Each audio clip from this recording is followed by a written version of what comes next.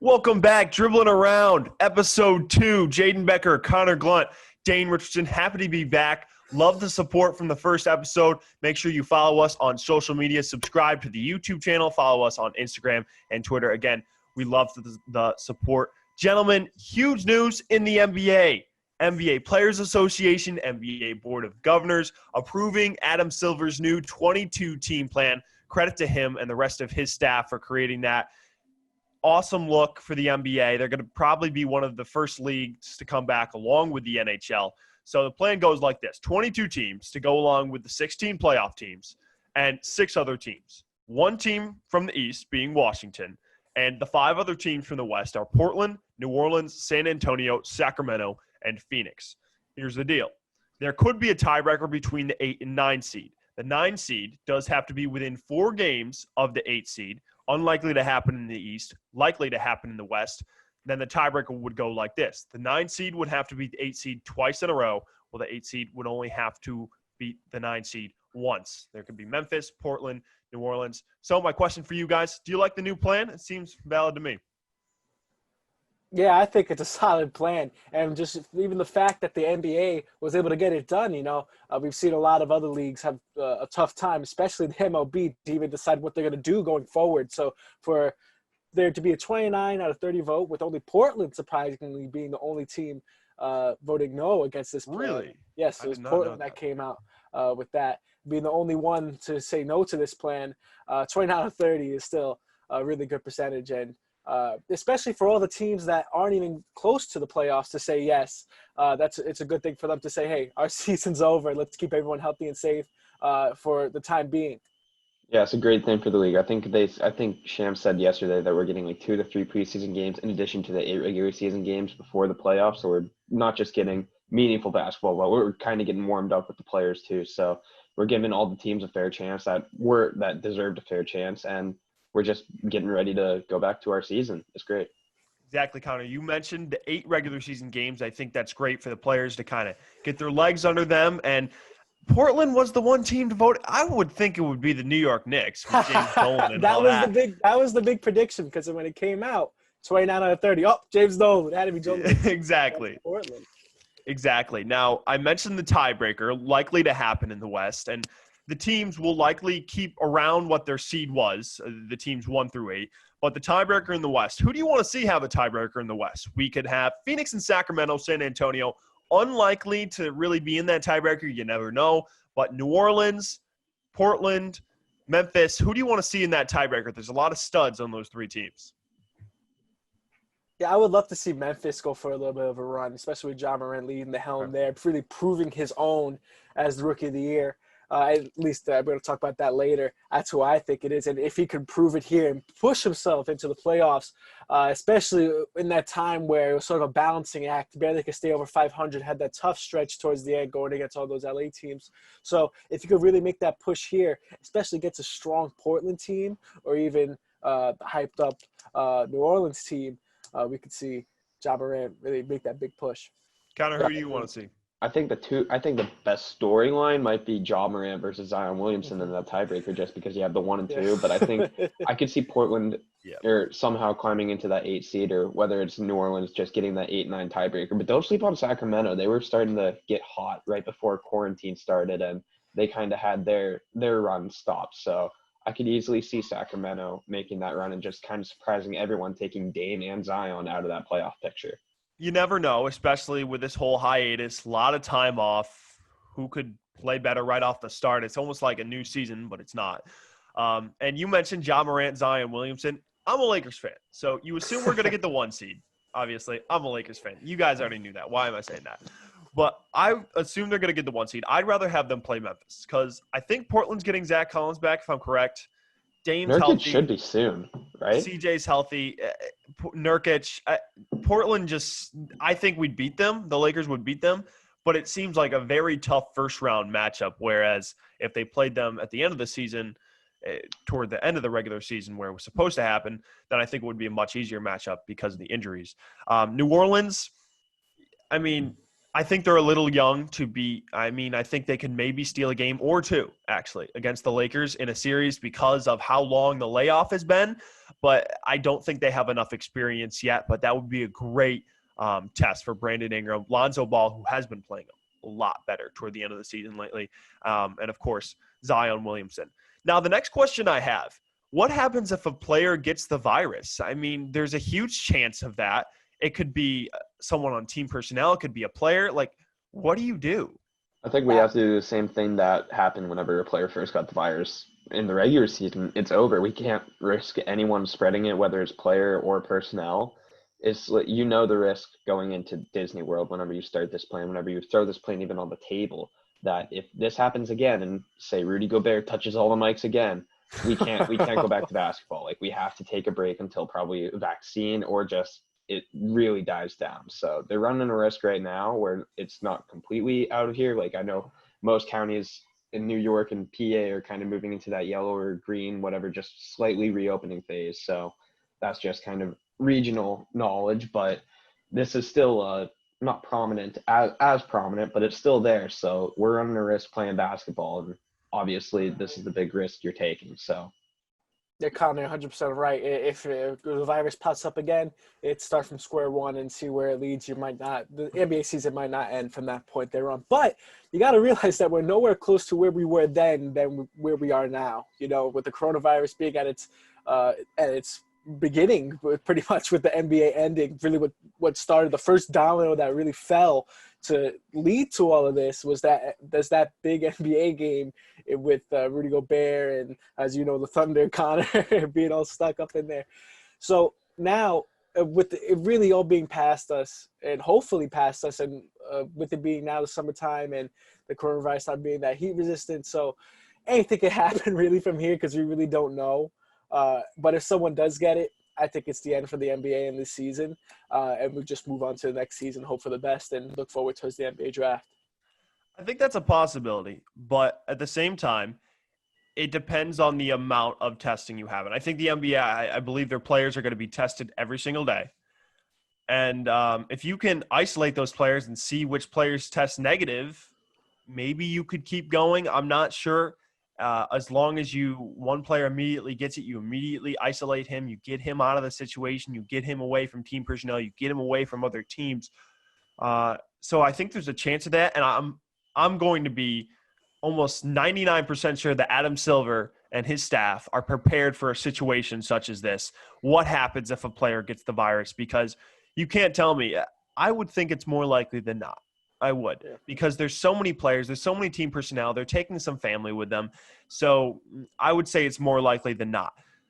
Now, switching away from the coronavirus a little bit, back to some more basketball logic, the NBA had some suggestions for an advantage for the home team. Now, some of them were they get an extra coaches challenge. One of the silly ones was they bring their actual hardwood to Orlando and they play on that. I'm trying to think of some other ones. They designate a player to have 7 fouls. So the NBA was kind of coming up with some crazy – yes, I'm not lying to you. The NBA was coming up with some crazy ideas because the home team does not have their home court advantage anymore. I don't think they should do this. The coaches challenge kind of sounds intriguing to me, the extra coaches challenge, because refs aren't always right. And we all scream at the TV when our favorite team gets a call go against us. But I don't know about this stuff.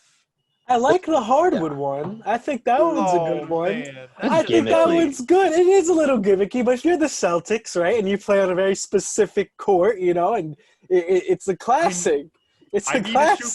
I need to shoot from the green spot on the right wing or something like that. Like, but come on, man. At least it gives a little bit of character onto the court or something like that. Right. It would be boring, too, if you're a fan watching. It's always the same court that whole time.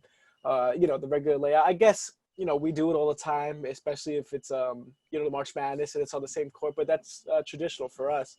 I don't know, maybe for the players to give it a different idea. I don't really like the idea of changing the actual game itself of like, oh, here you have an extra challenge or you have an extra foul. I don't like that. I feel like that's a little too much, and that's at that point unfair. I know we're talking about home court advantage, but it's a different type of home court advantage. That's like bending the rules instead of having an extra fan cheer for you. You know what I'm saying? It's just playoff basketball. We don't need to reinvent the wheel. The main advantage they still get is one plays the 8 seed. We're still giving those teams the advantages from the regular season. So whether it's artificial crowd noise, courts, or just anything, like, it's just basketball at its core. We don't need to just get all gimmicky and try and find these extra advantages for teams that they may have had a slight advantage. But I mean, for some teams, home court, it doesn't even affect an away team, except if you're Philadelphia. Miami, I would say. Miami too. Miami had some struggles on the road, but yes, Philadelphia. Huge Sixers fans in the show. Huge Sixers fans. Just kidding. No. Well, we're talking about advantages that the home team could get. Disadvantage. Adam Silver talked about older coaches could potentially have to sit out some of these games because of the danger of the virus, a.k.a. a guy like Greg Popovich. Granted, the Spurs probably won't sneak into the playoffs, but what about Mike Malone of the Denver Nuggets or some other older coaches that I'm probably forgetting? So you don't know about that.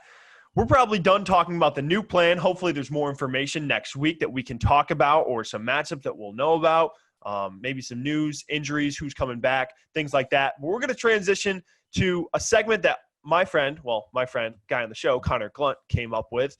Top 5 this season at each position, this season's performance. So we're not going to see a Kyrie Irving. We're not going to see a Steph Curry. We're not going to see a Kevin Durant on here. And I left some guys off that haven't played as many games this season. So you're going to be like, whoa. Well, where's this guy? Well, sorry, they haven't played enough this year. And also, different positions, you might think this guy goes at a different position. We went off ESPN stats classification, what position they put them at. So that's what we're going with. So I'm going to share my screen right here, and we're going to share our top 5 for each position.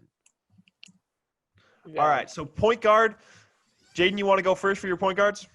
Yeah, so I think we all had a similar top 3, except you, Dan, you put CP3 at your 3. Mm-hmm. But I put Trae Young pretty high. I put him at 2. You just look at what he has done at the point guard position and the stats that really matter for a point guard, that's points and assists. He blew almost everybody out the water except Damian Lillard. He was just so dominant for that Hawks team. And I guess if you are the Hawks and the offense is running through you, your steps do go more your way. But I think he could have done that for almost any team. Trae Young was completely dominant, especially down the stretch. You look at his double-double numbers also. He was really just off the charts, and the only person that could really top him there was Dane. I like him in the top 5. Obviously, I put him at number 4, and I understand. But and I understand he needs some help, but how many wins did this guy actually lead his team to? He can't play defense either, and that's one of the things that I knocked him on.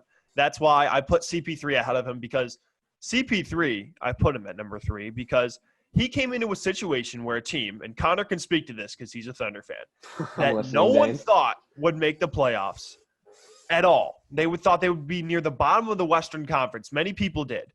And he came in, completely led that team. He took a guy like SGA, Shai Gilgeous-Alexander, under his wing, and made this team into a top 5, top 6 team in the West. And granted, he's not putting up the best numbers compared to some of the other guys we have on the point guard list, but he's a veteran and he's holding that team down, so that's why I have him up there. Dame Lillard at number 1 because of that crazy stretch, and he's been awesome. Russell Westbrook, I mean, he's been super consistent through the past few years. And Ben Simmons, that was kind of a last resort kind of right there. I thought about Kyle Lowry. I thought about Ja a little bit. But, Connor, why don't you share your reasons? Yeah, so, I mean, I think Russ this year might be playing not his best basketball because obviously that MVP season was just a whole nother level, but this is the most efficient we've seen Russ. He's not chucking up the 3-pointers that he usually did in his OKC days. He's working in the paint, and he's at times he has been the best player on Houston. James Harden has had his stretches. I think Russ has been the best player on Houston, and I think he's been the best point guard because you look at where Houston is in the standings. You look at where Portland is in the standings. I factor that into my decision too. So, and then obviously no disrespect to Dane because obviously he had that stretch in like February or January, I think, where it was just historical, putting up 50 points back or whatever. And then obviously you have Trae with his offensive production, but the one knock on him or two is that team production isn't that good, and defense just something to improve on. CP3, Dane, as you mentioned, his stats aren't up there like with Trey, Dame, and Russ. Mhm. However, he is one of the best closers, and he's really led this team to somewhere where not a lot of people thought that they could even potentially reach. And then Kyle Lowry is like, I thought about Ja, didn't consider Simmons, but I just thought Lowry is like him and Siakam. They've been leading that Raptors team all year after a Kawhi departure. So got to give the nod to Lowry. I like Lowry. I had him at number 6, and Connor goes, didn't consider Simmons. I mean, we got to have some Sixers fans on this show. I mean, I bet they would try and rip us apart or something like that. We got to find some Sixers fans to jump on, try. Moving to the 2 spot, the shooting guard, all of us having Luka at 1, Harden at 2. That was kind of undisputed. Luka's having an historic season, especially for how young he is. I mean, he's been completely unstoppable this year, guys. Yeah, it couldn't be more right. You look at Luka Doncic, and he's the future of the NBA. At least I think so. He's going to go nowhere but up. And just to think that he is so young and doing the things that he's doing, he's playing like a 10-year vet, only been in the league 2 years. So for him to do what he's been able to do is almost unfathomable. Yeah, I mean, I'm kind of surprised that we all went Harden. I thought one of us might give the nod to James, but no, Luka's the number 1 shooting guard all the way. And if he was considered a point guard, then he would have been the number 1 point guard all the way for me too. Probably. Now, we all had the same guys for rankings 3, 4, and 5. Bradley Beal of the Wizards, Donovan Mitchell of the Utah Jazz, and Devin Booker of the Phoenix Suns. But varying in some of those rankings, all of us had different people for number 3. Jayden, you went with Devin Booker. Connor with Spider Mitchell, and I went with Bradley Beal. I just thought Bradley Beal was a pure scorer. He was the only reason why that Wizards team would win games in general. So that's why I went with him. Spider Mitchell had some help, but he's definitely improving. And Devin Booker, I mean, the guy's a pure scorer. That was tough for me to put him at number 5. DeAndre Ayton and him are a nice 1-2 punch coming together. But maybe they need another piece, a few more years before they become a playoff contender. So that's really my reasoning for the rankings. Jayden or Connor? Yeah, so I'll go first. I thought Mitchell, like that Jazz team was hyped up a lot during the preseason, but I thought they really underwhelmed, except for Mitchell, really. Like Mike Conley didn't have the impact we were expecting him to have. Ingles and Bogdanovich, not as productive as we thought. And then we never really count on Rudy Gobert to produce offensively. So I think Mitchell really carried that team a lot more than people anticipate. And I don't think Beal and Booker play a lot of defense. And I'm not campaigning for Mitchell to be Defensive Player of the Year or anything. But I just think Mitchell played a better all-around game and ultimately led his team to more wins. Granted, Beal and Booker are also on much lesser teams. But then again, Beal, I thought he really had the bare minimum on his team. And he's being invited to Orlando. So is Booker, but I think Beal – I just kind of gave Beal the edge over Booker in this case. Jayden, this was a tough one. I could have gone either way with 3, 4, and 5, but Devin Booker at number 3, was that something you like about him? Yeah, I love Devin Booker, man. I'm a big Devin Booker fan. But honestly, if you told me to close my eyes and shake up 3, 4, and 5 again, yeah, I could probably mix it up as well, just giving different reasons as well. But for Devin Booker, I also go off the same thing I looked at Trae Young with. His stats just really show it there. I know the win-loss record doesn't help, especially if you're Phoenix. But once again, he has a chance, especially make that playoff push. Willie, maybe not, but you really never know. With Devin Booker, in that case, he's had games in his career where you just look at him and you could see the potential that he has. Maybe I put him too high, given that it is just potential, and Bradley Beal has put it onto paper and done it. But Booker is going as same thing as Luka, is going to go nowhere but up. And as you mentioned, if he gets that another piece, it's going to be really scary for the rest of the league. Of course, the West is already a gauntlet. A lot of us had 3 guys in from the West at the small forward spot. Of course, undisputed at number 1, the King, LeBron James at the small forward spot. That's where ESPN had him as a position. Of course, he's been playing point guard. He's been averaging over 10 assists per game. But we put him at the 3 just to clear things up. Kawhi at number 2. I would have put Kawhi at number 1 if he played the whole season. Maybe. I don't know, but we won't know because of his load management stuff. But he's still been playing phenomenal. Number 3, Jimmy Butler. He's arguably the main reason why that Heat team is where they are. I believe at the number 4 spot in the East as of right now. It hasn't been as great. Connor, you said last episode he was really good in the beginning of the season. Number 4 and number 5 for me, Jason Tatum and Brandon Ingram, 2 candidates for the most improved player, which we're going to talk about later in the show. Those 2 have been phenomenal this year. Jason Tatum, third 20-point scorer on the Celtics to go along with Jaylen Brown and Kemba Walker. I mean, that guy is a budding star, and he along with Luka Doncic, to go along with Zion Williamson, those three guys could be the future of the NBA. And Brandon Ingram has really benefited from his first season in New Orleans and looks great, and he's an all-star this year, so good for him, especially watching him for a few years as a former Laker, kind of struggling to find himself, and he's found himself in the Big Easy. Yeah, I decided to be a little weird here. I know I'm a little bit of a weirdo. I picked Tobias Harris to put at number 4. And we're talking about that. We don't go with Sixers love I here, know, man. I know. Tobias Harris. I had to give the Sixers some love here. And maybe I could have dropped him underneath Tatum and probably could have. But, hey, I wanted to be different. I put him at 4. The main reason I did that is because the 76ers needed a closer, need someone to finish games for them. So the back end of the season that we had.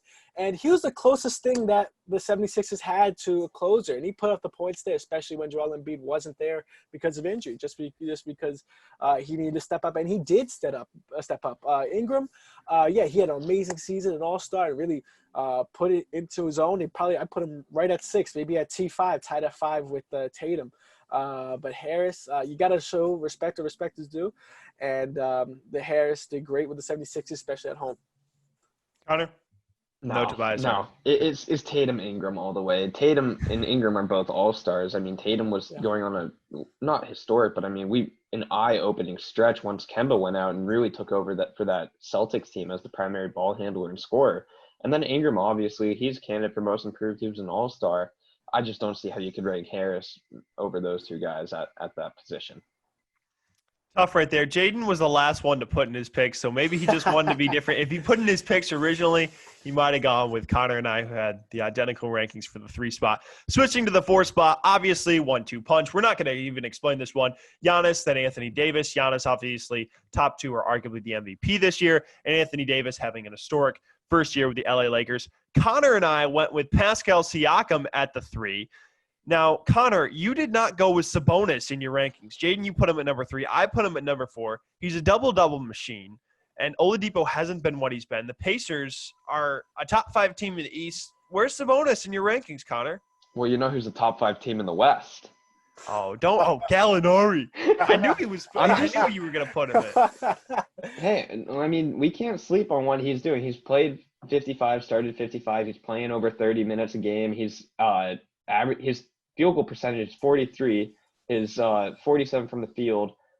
3-point efficiency is just crazy high for a stretch 4. I mean, not only is he just a really good offensive scorer, but I mean, he's hitting clutch shots. He's just consistent. So, I mean, whenever you're comparing Gallinari and Sabonis, you're looking at 2 different types of consistency, whereas Sabonis, he might do a little bit more on the defensive end and on the glass, but I just think Gallinari has been such a great scorer for this Thunder team that really, like, especially whenever maybe SGA is having a cold night or Chris Paul's playing point guard and isn't scoring as much and deferring. Gallinari's been there. He's been that consistent scoring option all year, so I wanted to give it to him. I'm not going to disagree with him being consistent scoring option because I think he is. But I'm telling you, when I play with the Pacers in 2K, Domantas Sabonis is king from mid-range. I mean, this guy, he can hit the 3. He grabs boards. Like, this man averages like 18 and 12 for me. Like, every game he'll go off for 25. It's 2K. I'm pretty good. I'm not good at 2K. And Sabonis is good for me. So speaking of 2K, NBA 2K11 or NBA 2K12, going back in the days, you're playing with the Knicks. You got Gallinari coming off the bench, 6-man. I remember this very specifically because I used to do it all the time. 2 minutes into the game, Gallinari comes in. You pass to him at the mid-range jump shot, easy 2 points. Every game I played with him in 2K11. Facts. But that was changed. 9 years now he shoots threes. 9 years ago, all right? Listen, I know you're a Thunder guy, and you had to put 2 of your guys in there in your top 10. CP3 deservedly so. Gallinari, no way. Does not touch Sabonis. No. I don't think Gallinari is the reason why the Thunder. Oh no, I'm not saying he's the catalyst for that Thunder team. I think Sabonis is the reason why the Pacers are where they are. They wouldn't be anywhere close if Sabonis didn't step up. You know, especially with Oladipo falling off the boat. So he's one of the best, not better than Jokic, but he's one of, if not the second best big man passer in the league. Yeah. You think about his father, Arvydas Sabonis, probably one of, if not the best passing big man ever, and he didn't have much time in the NBA because he played overseas for so long. So he gets that trait from his father, and I really like what he's done. I don't think, again, huge Pacers enthusiast. Hopefully they win a first-round series, but don't know. Switching to someone else in our power forward rankings, Bam Adebayo. We all had him at least at 4 or 5. To go along with Jimmy Butler, an all-star this year, has done a lot of things. Coming out of Kentucky, another one and done. He's been a huge success story, Jayden. Yeah, 100%. You see him. He's just been a superstar down the stretch for the Thunder, and it's not just him on that Thunder team. There's so many other heads. Tyler Hero, Jimmy Butler. He's just been a superstar. Yeah, I'm a little bit surprised that you guys both put Sabonis over Adebayo, but I just think Adebayo's been another candidate for most improved, another potential candidate for defensive player of the year. I think whenever Butler really cooled down, Adebayo even elevated his game to a higher level, even after making the All-Star team. So I thought Adebayo was playing a little bit better basketball than Sabonis down the stretch. Mm-hmm. Now, switching to our last spot, the 5 spot, the center. Connor texted me after I put in my center rankings. He's like, yo, Dane, I'm going to kill you on your centers. And I changed it a little bit. I didn't put Embiid in there because he didn't play as many games. But then I looked at his production. I'm like, okay, Jayden has similar rankings to me a little bit. But Connor, why don't you start? What are you going to kill me on for my centers? Here we go. I'm just absolutely shocked that you were both prepared to say Hassan Whiteside has been a top 3 center. He has. Look at his PR. He's been great. He doesn't close out games. Like, he's just – okay. You don't have many offensive anomaly. He's like Rudy Gobert if Rudy Gobert was as bad as I say he is. Like, that's all he does. Like, he just blocks and rebounds. He doesn't add anything like pick and roll. He doesn't add anything offensively. You look at Jokic, Embiid, Cat has played 35 games, and he was averaging nearly 27 points a game. Granted, yes, Connor, I know how Minnesota is in the standings. I'm fully aware. He hasn't even played enough games. That's all Whiteside needs to do. He's played like 35. Yeah, and there's been like half he's this missed season. he's missed. He's almost missed as many games as he's played. And Ayton had that suspension too. I'm not going to talk about him much, but Whiteside, he doesn't need to be a closer. He's got Dame and CJ on his team, where Embiid is the best player on his team, needs to be a closer. Jokic, obviously, I'm not going to dispute that, number 1. Cat, best player on his team, needs to be a closer. And Whiteside, he's put up good production for his numbers. And again, he's got guards on his team that, like, last 2 minutes, he's not getting the ball because he's I'm got not Dame saying he needs CJ to McCollum. take over like Embiid or something and just command the ball in the post, but I just don't think he's good enough offensively or produces enough to really say, like, make him look like, oh, this guy might be top 5. No, like, he might be top 7, top 8. I didn't look too far into the center rankings because off the top of my head, I thought they were going to be a lot deeper before I started to look at to make them for my rankings, but he's just not, especially Ibaka too. It's like those two guys aren't really the ones that first come to mind whenever you're thinking top 5 centers in the NBA today. I left off Gobert mainly because of the coronavirus thing, because I was just like, hey, man. I respect that. Started it all. No, I'm just kidding. But that's part of the reason in my head, psychologically, why I left him off. You're yelling at me for Whiteside at number 3. Jaden's the one that put him at number 2, so why don't you come after him? All right, yeah. All right, I'm surprised you're not yelling at me over Andre Drummond. But listen, when I look at center, I look at the points almost last. Just because if I'm thinking about a center, the 3 things I want you to do is rebound, block, and get points near the basket, right? And maybe assist a little bit, especially and defensive stats. That's what I'm really looking for. Rebounds, right? And the guys that I put on my list do it the best, man. No other guys in the league touch them, especially at that center position. If you want to score, go look for your power forwards. When I look at a center, I'm looking at that. I took Embiid off the list. He didn't play enough games. I took Cat off the list. Didn't play enough games. My list is a little bit of a mix of both of you guys combined, and I threw in Drummond because why not? Because he could rebound the heck out of everybody. Everybody. No one can touch Drummond on the backboard. Yeah, and I will say Hassan Whiteside, again, we just talked about him. Nikola Vucevic was on there. But when we looked at the center rankings, Connor just mentioned it. Not very deep at all. I thought the center rankings would be much more deep. But from the performers this season, like if someone looks at our rankings and doesn't explain our explanation like before, like this segment, they're going to be like, man, these guys are idiots. No, it was the performance this season. This is not like the best overall. Like there are some guys that haven't played enough games. There's some guys that are injured, but that's our top 5 this season. Probably the biggest dispute at center. But I like DeAndre Ayton at 5, just hasn't played enough games again, but really a good, nice 5-man piece with Devin Booker. Transitioning now, we're going to do our award picks. Most of the season was already played. Obviously, there's 8 regular season games left with that new 22-team plan. But we're going to start off with the big one, most valuable player. It's a 2-horse race, obviously. Giannis, LeBron. I don't want to go first because I want to see what you guys say. Because you think you know what I'm going to say, but I don't even know what I'm going to say yet. So Connor or Jayden, someone do the honors. Yeah, I guess I'll go first. I've been literally back and forth on this for like the past 2 days, and one day it's LeBron, the other it's Giannis. I think I'm just gonna have to give the edge to Giannis. I think he's having a historic year. I've been going back and forth. It's been so close. So, I mean, Giannis is up for Defensive Player of the Year. Granted, I think AD will get it, but his PER, everything, Bucks were, I think, the fastest team in NBA history to clinch a playoff spot. I just think that you have to give it to. No, it's not even like you're splitting hairs at literally every category that you're comparing them. They're both 1 seeds. They're both the best player on their team. They're both the primary ball handlers. Just like really, there's not a lot where you can just say where, oh, Giannis is better than LeBron or LeBron's better than Giannis. I think I'm just going to have to give it to the Bucks are having a better season against some of the top teams, and Giannis is the main reason why. Jayden. Yeah, I'm giving it to Giannis. I don't think I see it as close as you two might do. It definitely is a close race, but LeBron is going for greatness. He's going for championships. He's going for everything other than an MVP. I think he could care less for an MVP vote. That's past him. He's going for finals MVP. That's what really matters. And Giannis, but we talk about him, an amazing, amazing season. The stuff that people can't do at his size. They can't even dream of doing at his size. And the fact that he does it with ease, he's able to get to the basket, he can shoot a little bit, he can play he can do everything. He's Giannis. He's the Greek freak for a reason. So I give it to Giannis, but LeBron's going for greatness. You know, if one of you two said LeBron, I would have gone with Giannis, but both of you went with Giannis, so I'm going with LeBron. Okay, here we go.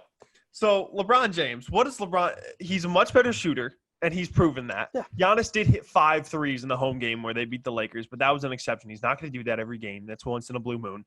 And LeBron, he's not only is a primary ball handler, but he's led his team to the number 1 in the West as the primary ball handler, averaging over 10 assists per game. I mean, that's just insane. And in year 17 to be doing this, and I know that shouldn't be an excuse, oh, he's older and he's still doing this, so that should push him forward for the MVP. But that gives some reporters and some analysts probably a little bit of implicit bias that they might forget about. And think about it. The Lakers haven't been good in very long. So I know these aren't like perfect reasons why, oh, LeBron's better than Giannis. And if they give it to Giannis, I'm not going to be upset. I'll understand why. I understand both reasonings. But I just not only do I hope it goes to LeBron, but I think it should go to LeBron. I mean, it's been his season. It's been his season. If Giannis hadn't won an MVP, I'd go with him, but it's almost like a sentimental factor for me. And it might be for some other people that vote for it. I mean, we both put LeBron over Giannis in our rankings, and I think if we're looking at player standpoints, if we're picking one for a fantasy perspective, then I think I'd pick LeBron. But I think this has been Giannis' season. I think all the way up until maybe mid-January, we were saying, yeah, it's Giannis hands down until LeBron really came with a push. But that was only, say, a month and a half. Like, I just think Giannis has been playing at that level for the entire season, whereas LeBron really kicked it up, but he wasn't at Giannis's level at whenever the season started. Okay. Jayden, you got anything else before we move on to the next award? Yeah, listen, LeBron, he's one of the greatest of all time. Maybe not the greatest. I want to get into this conversation. No, don't start that. That's a whole other segment. That's a whole other episode. That's a whole other 2 weeks worth, to do a 10-part series on ESPN. But it's no longer about the MVP. He could have won this MVP award 10 times over years and years ago. They gave it to other guys just because, it's going to Giannis. Who deserves it? Maybe LeBron. But who's it going to? Giannis. That's it. Simple. We'll have to see. I know the playoffs aren't really a factor, but you never know if they will be. Unprecedented circumstances this year. Now to Defensive Player of the Year. Connor, you just mentioned it'd probably be Anthony Davis over Giannis. I'd probably go with Anthony Davis over Giannis too. He's averaging over 2 blocks a game. He's averaging 1.5 steals. Another tough race between the Lakers and a Bucks player. It could go. Rudy Gobert is also having a good season, but with everything that happened, I don't think anyone's going to vote for him. They shouldn't have biases, but that's going to be a bias, I believe.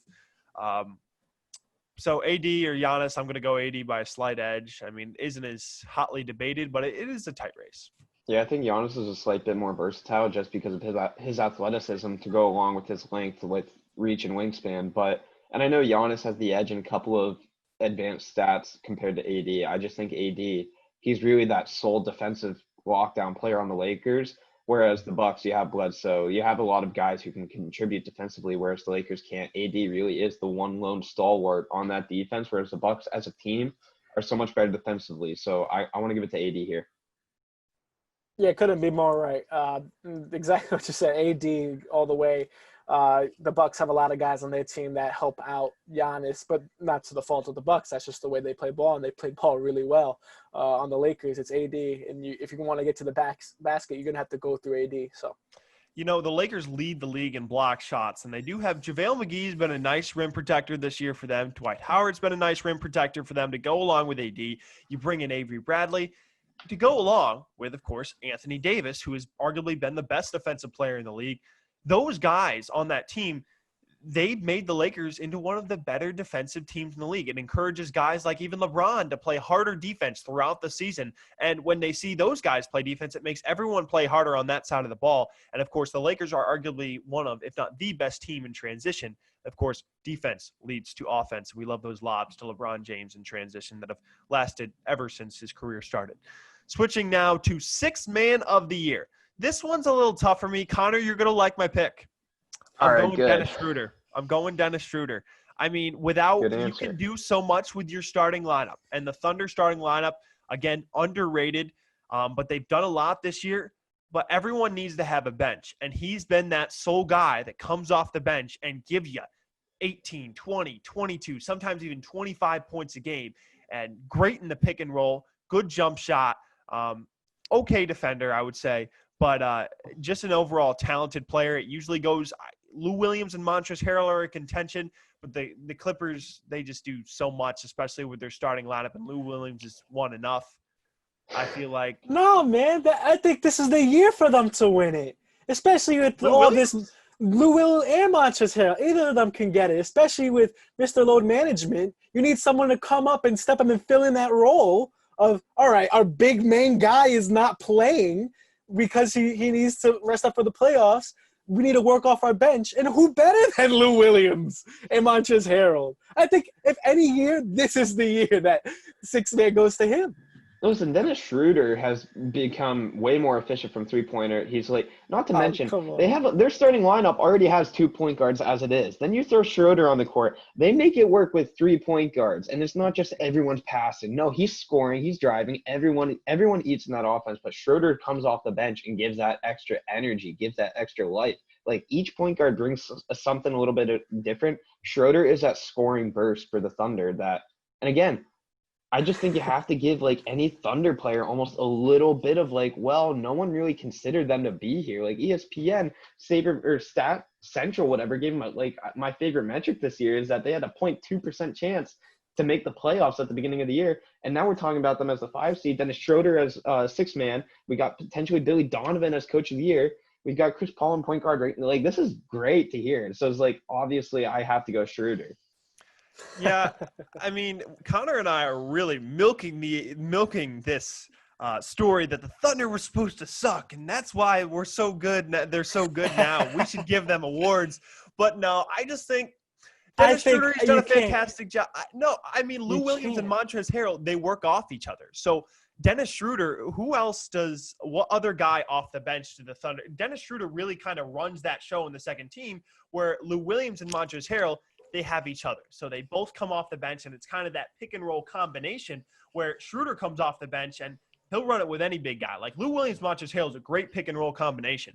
But Dennis Schroeder off the bench, I mean, that guy runs the show, and he leads the second unit, arguably one of the best second units in basketball. Maybe I'm just not a fan of the blonde part of Dennis Schroeder's hair. Maybe that's just not my style. But I think you can't go anywhere else. Look anywhere else but the Clippers. You Jayden, cannot look anywhere else. Jayden, you should bleach your hair, man. Maybe I should. Get Maybe I a should. strike down the middle. Yeah, right. Oh, Should we make a bet on this show? Like, if someone so wins the finals, Oh no, let's do a 6 man of the race bet. What'd you say? 6 man of the year bet. No, I'm not doing that because it That's could go to risky. anybody. It could go to That's too freaking risky. No, Derrick let's do. Rose. No, Fine. like one of us gets the blonde patch, and then if I'm no, not we'll talk about this Here's the after. deal. This is gonna take too Here's the much deal. time. If so and so wins the finals, and it doesn't have to be one of the favorites, then one of us has to bleach our hair.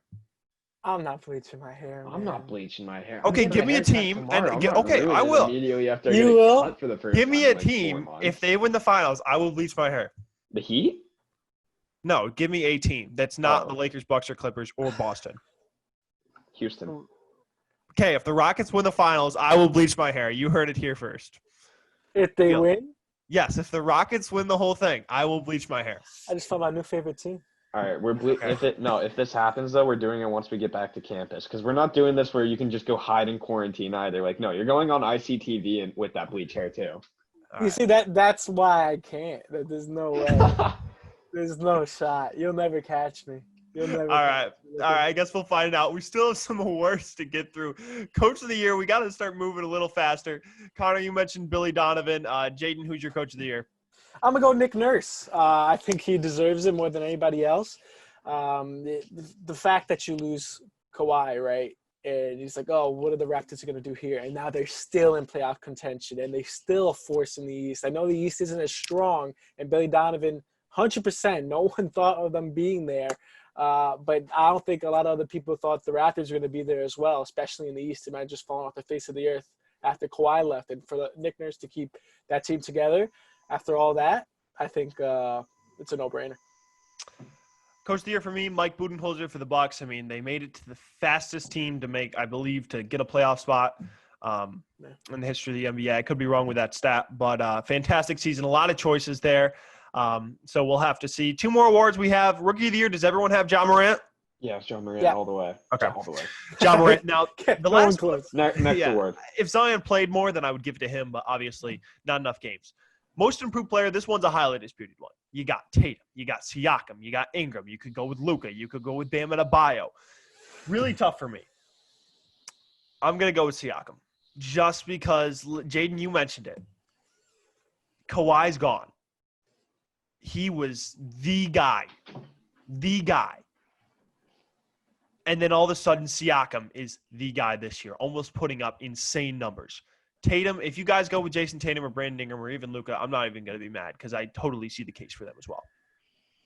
No, I think I agree. Like, everyone has a good case here. It's like it's hard to poke holes in many people's arguments. Siakam is taking over as the lead dog for that Raptors team after one of the best players in the entire league left a huge hole. But I have to go Brandon Ingram. I think people were pretty much ready to give up on him. It's like maybe he's just a 6th man the rest of his year or just an average starter at best. And then all of a sudden he comes out of nowhere and really leads this New Orleans team before Zion gets healthy to just keeping in the playoff race. Like him, Zion, Lonzo, and even Drew Holiday, that's a really good young core. And not to mention he's also a first-time All-Star this year. So I think Ingram took over as the lead dog for stretches of this Pelicans team. And I just have to give the nod to him because people were pretty much just ready to move on from him. Jayden. If you asked me a little bit before halfway through the season, I would have given it to Devontae Graham because of the way that he played halfway through, but then really fell off. Still going to be a solid guy, but no for Devontae Graham. Bam Adebayo, I think I have to give it to him. That Miami Heat team is so strong, and as I mentioned, it's not just him. I know it's not just him, but he's really been one of the defining forces behind Jimmy Butler. And having the help with Tyler Hero as well, and all those guys in the Miami Heat team, just for the fact of them being so young and being so dominant, is set a precedent saying that, hey, Miami's a deal to be reckoned with. That'll wrap up our awards. Now, my favorite segment, Jayden's favorite segment, maybe Connor's, I don't know. It's time for Jayden's Jump Ball. Jayden, what do you got for us here on episode 2? Well, last week we did NBA champions. This week it's NCAA champions. I didn't want to go back-to-back in these weeks, but We don't have any college on this show right now, so I figured this would be a good way to mix it in. So let me pull it up here. Oh no, And you know what? This is what I found that helps. Connor, I'm not especially going for as you. hard. If you write down, I'm allowed. You could take out a piece of paper right now, write it down, all of the names that you could think of that have won, and try to write it down, right? So you can have it. So I'll give you a second because I still have to pull up my list. I can't even think of who won 2 years ago. It's like I have the 1, 3, and 4, but 2's just a blank. So I'm gonna go first. I'll let you go first. I'll let you go first, given that you lost last week. Let me make sure I have. Okay, I have. All right, I have it all here. All right, so I'll just start it off easy. The 2021 did not happen. There's no 2020 March Madness this year, very sadly. So we're gonna start with 2019. Connor, I'm gonna let you go first. It was Virginia, right? It was Virginia. Okay. Good job. We got Villanova. Villanova. UNC. UNC. Villanova. Oh no. Oh my God. Next week I'm gonna mix up the jump ball, so we're not gonna do the same. Dane, are you as lost as I am on this? I know a little bit more. I think I know the next one. I feel like I need the conference, but I'm not gonna ask. No, don't give him a conference. I can't give you the conference. Because that'll give it away, I think, because I know what it is. Duke. Duke is correct. Are you kidding me? No, I'm not losing. I couldn't even tell you who Duke If you don't beat. get it, UConn. It is UConn. That's Oh, good game. Good game. Okay, come on. I think you can get it here, man. I think it's not that bad. Think back to the beginning years of watching. What year am I in? 2013. 2013. Think about that year. What was going on? Oh. I think this one might. I know this one. It's not a shoo-in. Well, technically, Technically,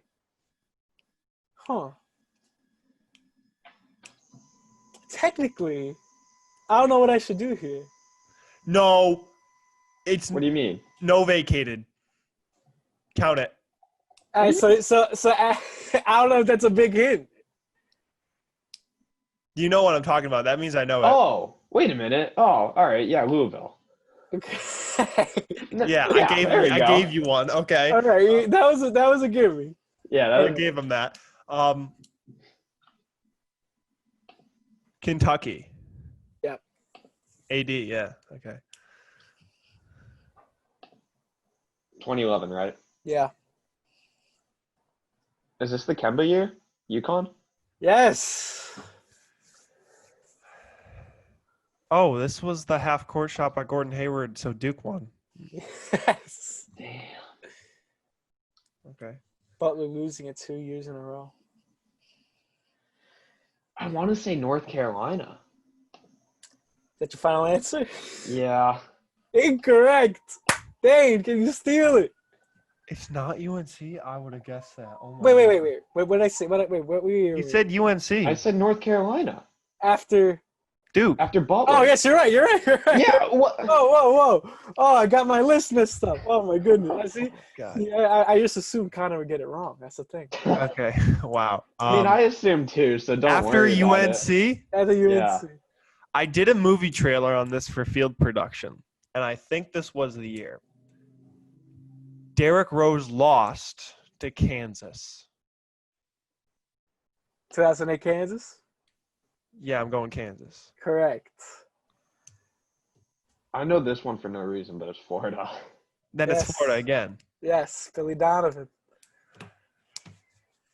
I'm surprised you guys are this far back. Baylor. I don't think I would have made it. What you wait.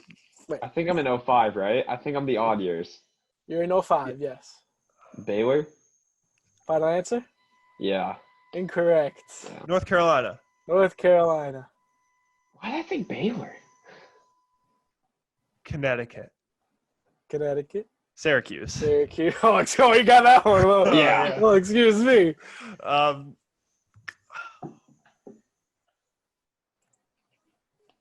Maryland? Maryland. Duke. Duke. Oh God.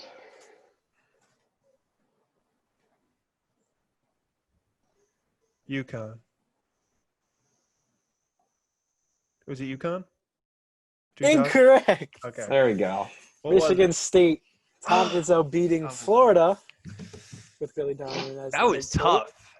I'm a Connor, little disappointed I made it further in NCAA than NBA, especially because Dane usually carries us on the NCAA Hey, segment. you got everything right for as long as you lived. So 2000 Yeah. was the final league. Yes, so I don't think I would have remembered 2015. I don't think I could have gotten that far.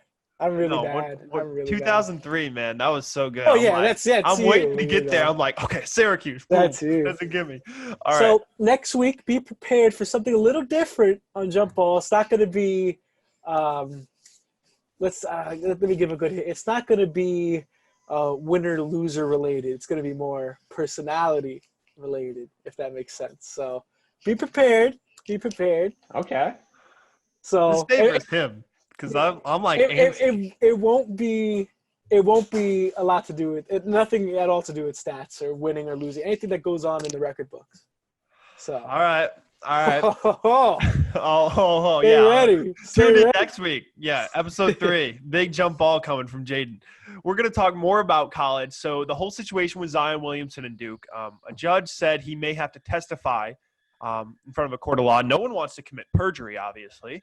So if he does have to testify, what ramifications could this have not only on the Duke program, but all of college basketball? I just want to point out, like, no one wants to commit perjury. You said that as if you had to clarify that people do want to commit perjury, but no, Jayden, you can go. I was just like, I wasn't even paying attention after that. Perjury? What are you, crazy?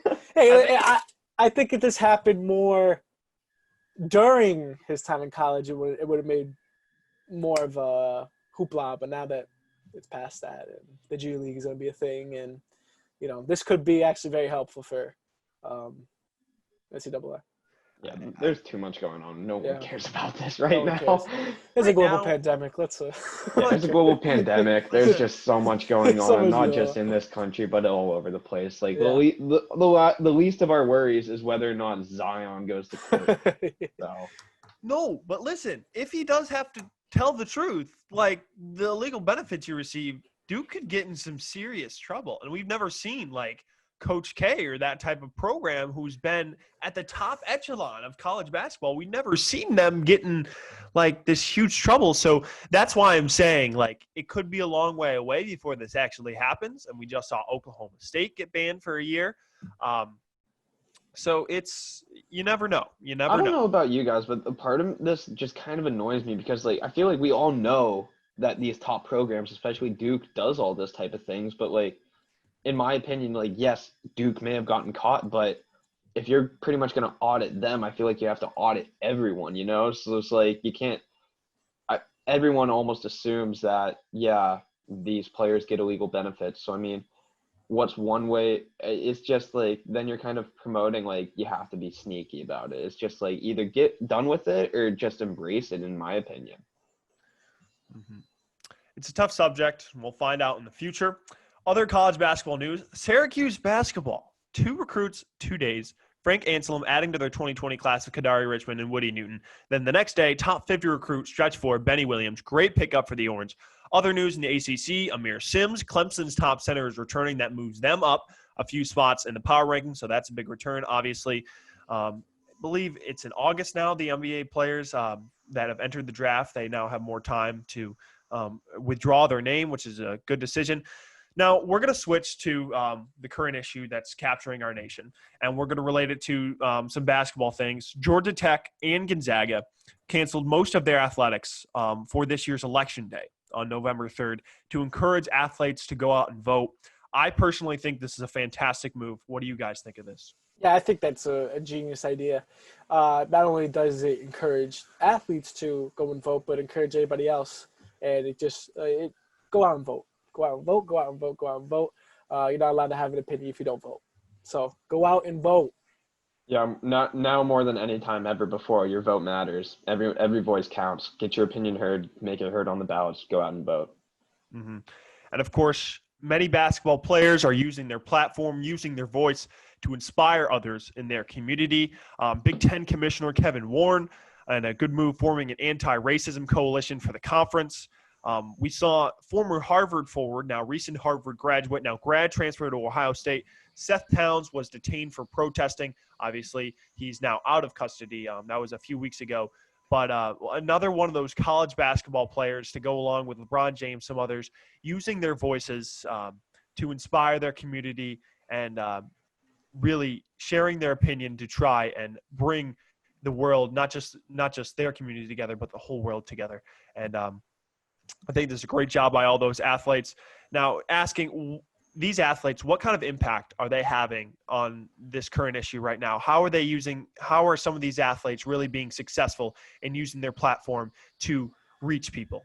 I mean, they're rallying support, and they're rallying it from everywhere. They're rallying it from casual fans. They're rallying it from opposing fan bases. Everyone's really uniting on this. We see Dame Lillard on the front lines in the marches in Portland. We see Steph Curry, Klay Thompson, even Ayesha Curry over in California. We got even Mark Cuban, the owner, downtown in Dallas. So really everyone's just kind of they recognize their platform. They recognize the change that needs to be made, and everyone's just really jumping all in. Yeah, what we need to realize is that these athletes sometimes have bigger voices than the politicians at hand, right? These voices are big not only to the community, but to all over the world, right? Because these voices are continuing to be heard. And more athletes should continue to use the platform that they had to promote their message. Yeah, even if you can't vote, or I know I just mentioned that your vote matters, but just going out on the streets, protesting, just doing it in the right manner. Everyone matters. Just keep it going. Keep it whatever you can, whether it's donating, whether it's watching that one YouTube video where it has just all the ad revenue go towards all these charities and stuff. Everything you do matters. So just keep it up. Yes, please be safe. Remember, there is a global pandemic going on. We won't be able to have a voice and have a speaker if we're all stuck inside quarantining. So please be safe, wear a mask, and do your part. Little bit of a sadder ending now to Dribble Around here for episode 2, but we'll see you back next week. Jayden's jump ball, going to be a good one. Not sure what we'll talk about yet, but it's going to be a great episode. Episode 2, probably even better than episode 1 in my opinion. But make sure you tune in. Jayden Becker, Connor Glunt, Dane Richardson. Peace out. Stay safe.